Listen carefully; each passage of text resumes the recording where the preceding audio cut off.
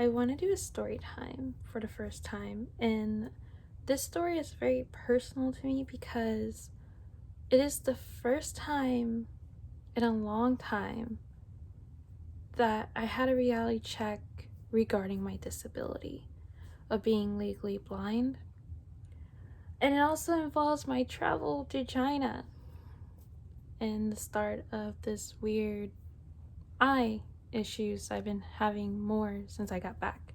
But I'm not saying it happened there, I'm just saying it started this journey. So to give a little backstory, I grew up as one of those people that my mom told me not to use my disability as a clutch. So really, I knew I had a disability, but I didn't think I had a disability, if that makes sense. I would literally tell people I can't see, but it was just shrugged off like, oh well, you're still you, Vika, like you can still do things, which is true because I've got on the Greyhound, the little bus that goes across the country millions of times without any issue. I had been on airplanes many times, no real issues. And I just never really thought of myself of having a disability until I started working at Kroger, which is a grocery store here in Kentucky. And I get a lot of comments like, you need glasses, like typical comments most blind, visually impaired people hear, which is, you need glasses, or do you need to borrow my glasses? And then I would put on my glasses, which they never really helped me at all. I never really could see out of glasses in the first place. The only thing they would help me with would be color, really. They were there for distance, but they actually weren't there to correct my vision. So it would help me with color, but I still can't see anything really. They never really helped me. And so everyone's like, you need to get new glasses. And glasses aren't cheap, especially my glasses. Just to see some color, they're not cheap. So I was on my way to graduating from U of L in 2019. And my friend at the time, my best friend at the time, was like, hey, I got a offer to go teach in China. And I was like, oh, that's so cool. And she said there was like it was like you can take a friend, or you can recommend someone also to go with them. So she recommended me, and I was like, that's cool. I was happy about it. I was really wanting to get a head start on my career. So I was like, yeah, I'll go with you, and we can teach English over in China. And especially since me and her already been to China together previously on a trip a year ago from here. A year ago, so 2018, we went on like a study abroad trip together. So I was like, yeah, why not? And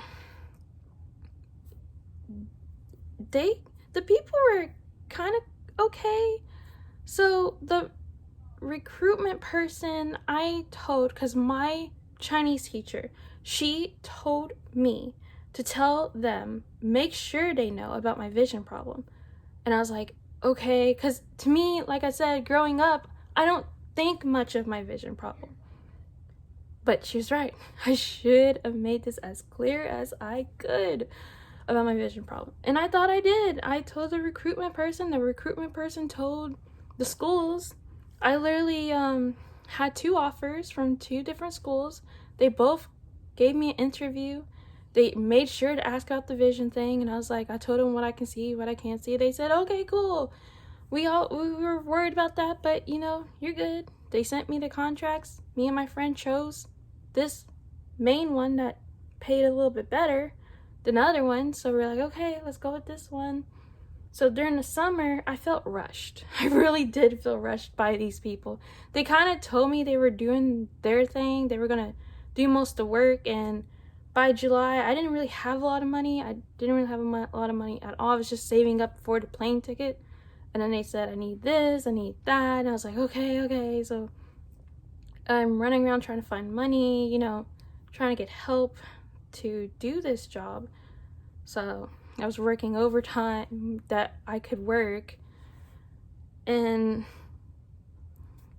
low key, they were just rushing me to get there. And me in my head, I'm thinking everything's cool. My mom kind of was more worried about the race issue with my race over there than she was the vision problem. Little did we know the vision problem should have been our first clue. So fast forward to August 2019, I'm finally getting some money in place. I'm telling them I got the diploma, all this. They're still rushing me. Every week they're asking me, when are you coming? When are you coming?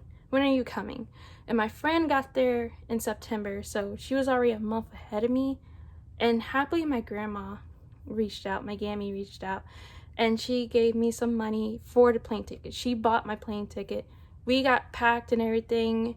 So in October, I flew out to China. I was worried. My Gammy took me to the airport. There was a lot of baggage because I'm a girl. I take everything. And so we literally get to the airport and I'm about to fly out and my Gammy tells me, take your cane.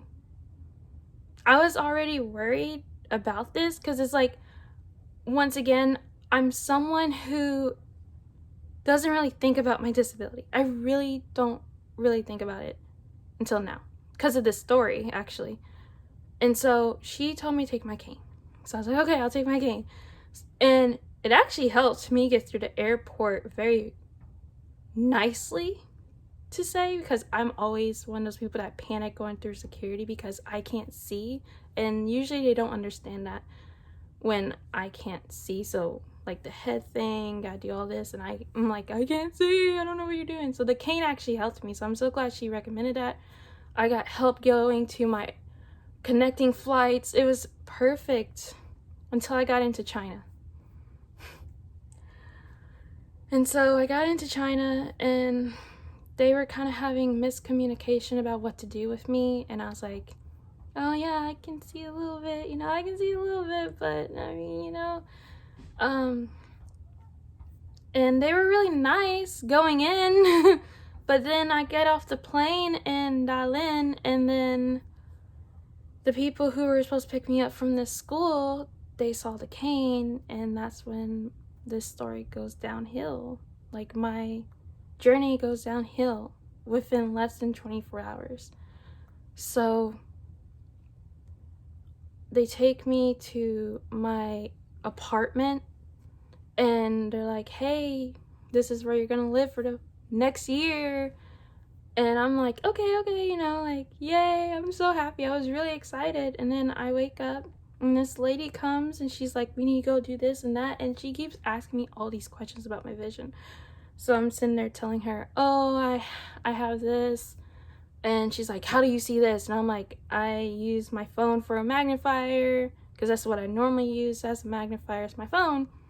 And I'm like, why is she asking these bombarding questions? Like, I thought we cleared the air about my vision, but apparently that cane symbolized more in her head.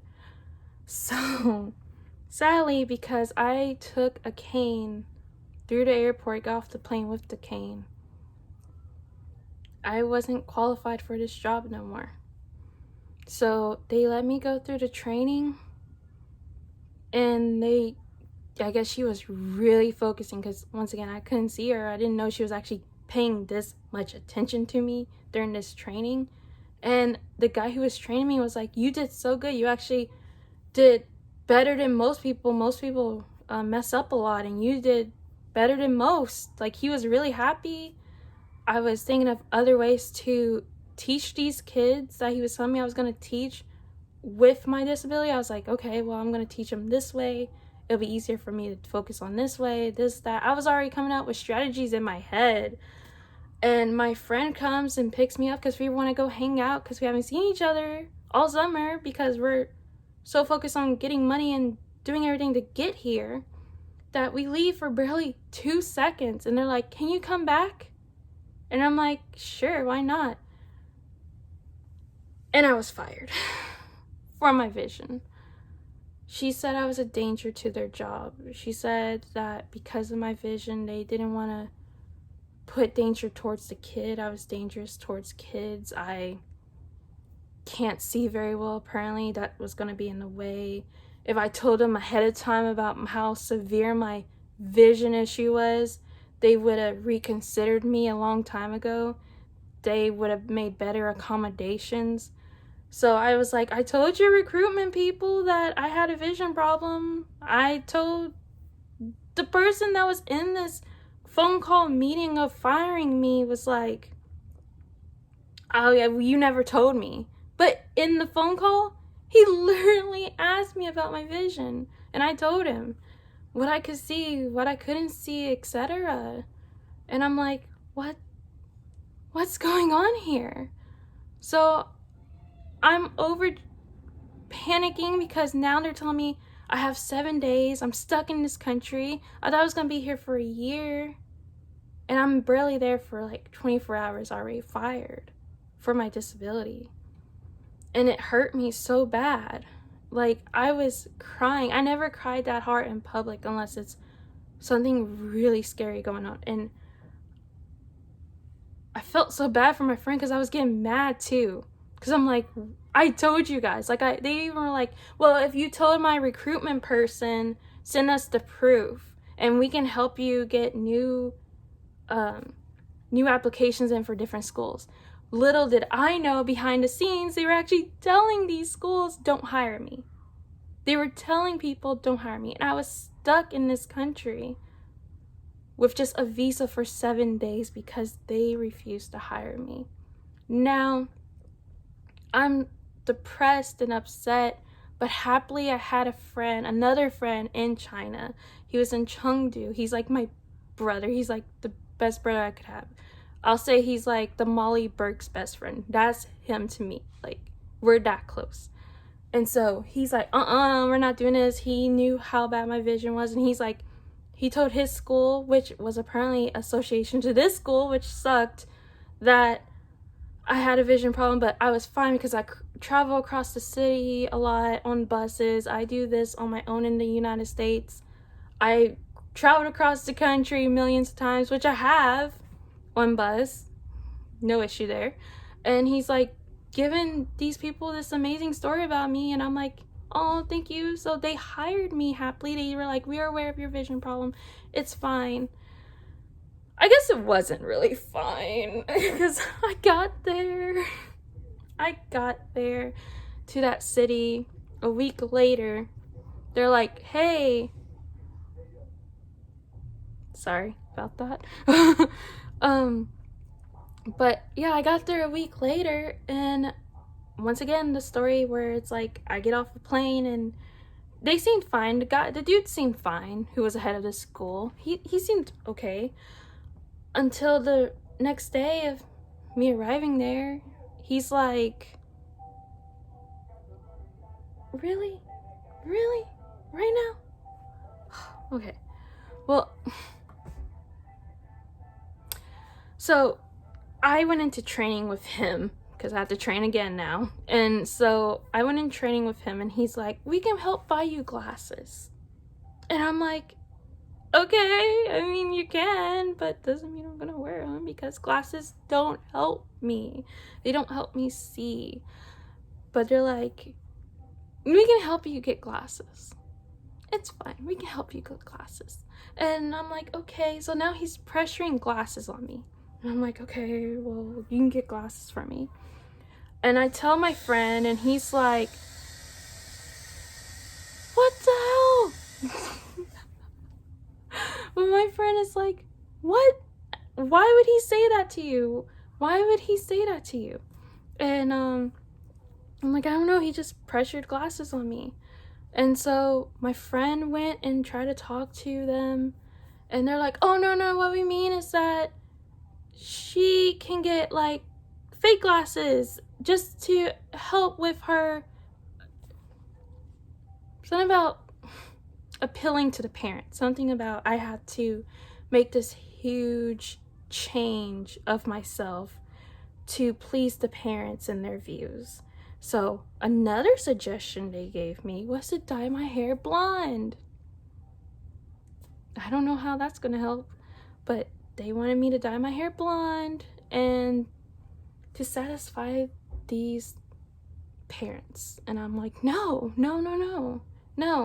So I felt like this guy was low-key trying to push me out anyways, because in the end, I decided to leave after these comments. I was like, you know what? I don't want to be pressured into teaching somewhere I'm not really welcomed, especially now that I knew that they were both schools was associated, and they were trying to get this school not to accept me anyway. So I was like, I want to go home. At this point, I was like done with everyone. I just wanted to go home. I was appreciative to my friends. I was so grateful to them. They were amazing trying to help me out, but I just wanted to go home. My Chinese teacher, who had a big part of trying to help me find other schools, was like, let's help you find kids online to teach. And all these people reached out to me, and little did my friends know was while they were doing their part teaching during the day, I was trying to help these parents. And so this is where I guess my mom's fear of the race thing came in, because I had one girl I talked on the phone with, and I'm not saying it's a race thing, I'm just saying it scares me that it could be, because I was told that most people want blondes and light-skinned people to teach. That's usually the view. I'm not saying that is, I'm just saying that's what I got told. So please don't misunderstand that. So I'm sitting here like trying to talk to these kids on the phone, and then they're like all happy. I have similar things in common with them. They're like, I like her, I want her to teach me. And then I get on webcam or I send a photo like they request me to do, and they ghost me. I don't hear anything from them. They're like, I got on webcam with this one girl, and she's like, I didn't even have the hour session. I said, okay, let's end it here, because I felt the uncomfortableness for some reason. I felt something wrong. And I said, let's end it here. And it was only 15 minutes in, and the parents like, oh, let me pay you still. And I'm like, no, don't worry about it. Don't worry about it. And so as this is going on, I'm already getting comments from this school. I feel discriminated against these parents in a way, and I'm just like, I just want to go home. And now this other school is trying to reach out to me, and I'm like, as much as I really appreciate it, and he's like, you didn't even give me a chance. And I'm like, it's not that I'm not giving you a chance, I want to go home. I want to go home. It's nothing against you. I wanted to go home. And so a night or two before I finally gave in and quit, they had a Halloween party at the school I'm currently at, and they were like, a lot of drama was kind of going on, and it's just dealing with the comments they're making. And they hurried up and switched courses on me, and they told me to teach this one kid one chapter, and it ended up being another chapter. And I'm like, I feel like they're just trying to find ways to get rid of me. And then my friend finally came back to me and told me that the guy said she can go home because we have someone better. So they already had someone in mind to replace me in the first place. So once again, they told me I have 7 days to pack up my bags, or it might be an issue because I'm illegally in this country. So I'm like, okay. And I cry out to my mom, I cry out to my friends, I cry out to my Gammy. She helps me get home, and I'm trying to get to the airport, and I get to the airport, and my friend says bye to me. And this is when I realized the Molly Burke story about her getting yelled at by TSA agent was real. Like, I didn't even know Molly Burke at the time, but I could feel it. Because when I was going through these airports with my cane again, they were yelling at me. They were yelling at me. They were saying, go and do this, do that, take off this. And I'm just like doing the visual cues, and I'm just like, I can't see. I don't even know where you're pointing because I can't see where people point.